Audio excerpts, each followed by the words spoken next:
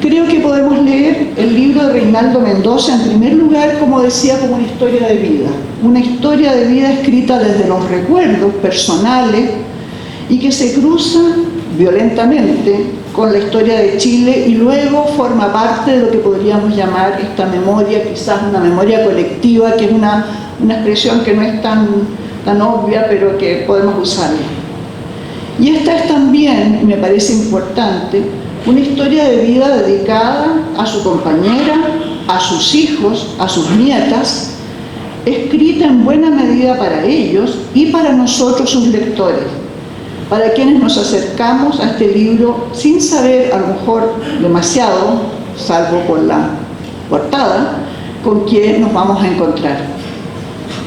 La historia de vida que nos relata Reinaldo Mendoza, un niño y luego un joven vecino de la legua, constituyen un verdadero, para mí, un verdadero tesoro de recuerdos sobre su familia, sobre la infancia en la legua y luego los estudios de ingeniería en la calle Bochef, ingeniería de la Universidad de Chile, tengo que decir.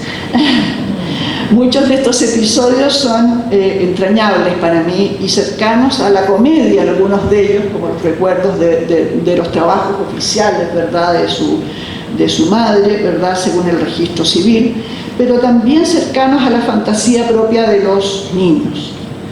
Así, ¿verdad?, por ejemplo, en este último caso, la historia del cochero que se decía que tenía pacto con el diablo, ¿verdad?, y unos caballos negros que echaban fuego durante su carrera. Ahora, esta vida se ve violentamente atravesada, como la de muchos, por la historia política de Chile del siglo XX y por la experiencia más directa de los allanamientos, de la detención, del dolor, del miedo, del compañerismo y también de las risas y de la solidaridad entre los detenidos. Desde el punto de vista de la narración de Reinaldo Mendoza, me parece que esta experiencia es traída al recuerdo, a su recuerdo, de tal manera que nos permite imaginarnos de alguna manera cómo pensar, ¿no es cierto?, tratar de pensar cómo lo habríamos vivido nosotros, salvando, por supuesto, todas las distancias posibles. Y me parece que esta especie de identificación que se hace posible gracias sobre todo a los detalles inesperados del relato. Las sensaciones de frío que se nos transmiten, por ejemplo, y también y sobre todo creo que porque podemos sentir con el narrador que está reviviendo su propia historia, esa incertidumbre y ese temor permanente con respecto al futuro inmediato y más lejano.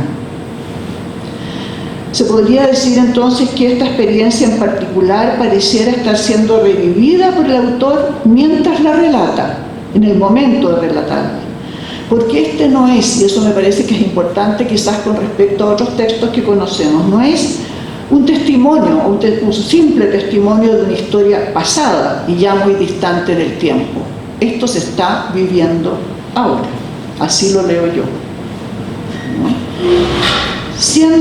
Sigue siendo actual, recordada en los distintos episodios y personajes con los que el narrador, con los que Reinaldo compartió la estancia en este Estadio Nacional, y por eso es tan comprensible lo que nos comparte el autor cuando dice que vuelve por primera vez o quiere volver al Estadio Nacional y sufre inesperadamente, quizás para él mismo, el efecto traumático de una experiencia aparentemente ya antigua, ya pasada. No estaba pasada, no había sucedido, no había pasado del todo. El tercer punto de lo que yo quisiera recordar aquí es lo que se puede decir sobre la memoria. ¿En qué consiste la memoria?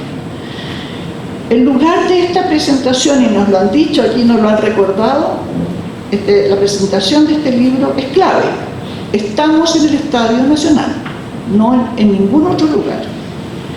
Y el Estadio Nacional se ha convertido, como sabemos, en uno de los denominados sitios de memoria, de acuerdo a una tradición que nos viene de otros tiempos, hay que decirlo, ¿verdad? Y de otros espacios, particularmente esta expresión, ¿no? Sitios de memoria.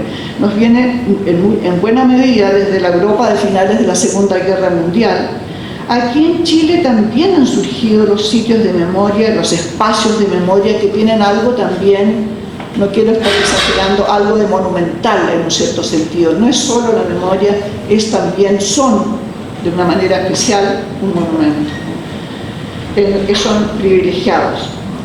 Y como sabemos, además, ¿verdad?, a partir del golpe de Estado del 73, este espacio se convirtió en el campo de prisioneros que muchos han conocido.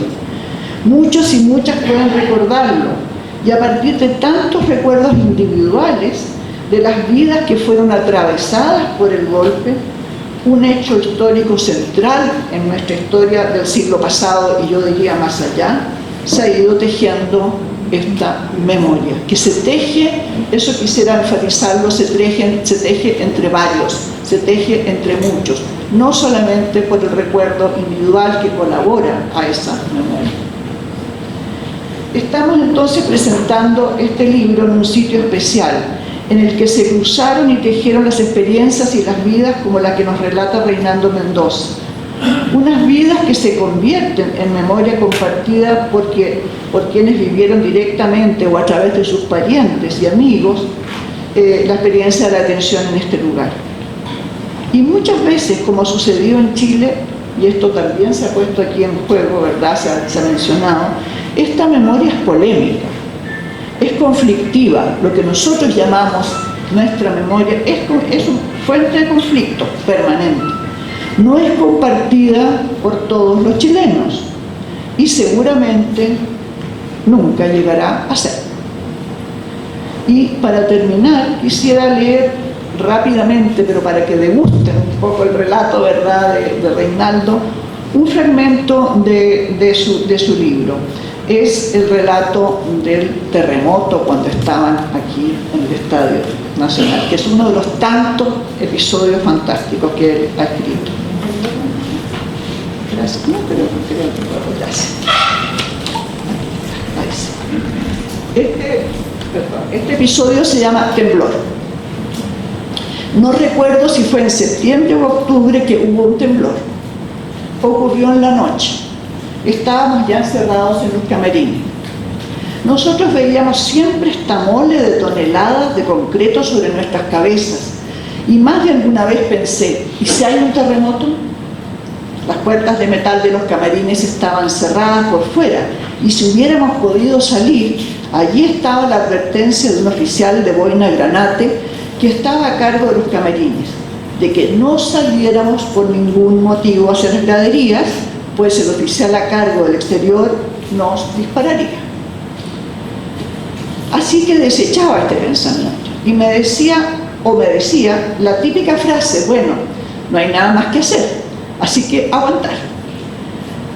Empezó el temblor. El que calculé era de grado muy alto por la forma en la que se movía la mole de concreto, pero había que calmar a la gente que estaba ahí. Amigos, la resistencia de esta mole es muy alta, ya ha resistido muchos temblores y de mayor grado. Tengamos calma, dije. Y de pronto se escucha algo así como, pregunta, ¿acaso uno debe estar o permanecer frío e impávido ante un evento telúrico que nos envía la naturaleza?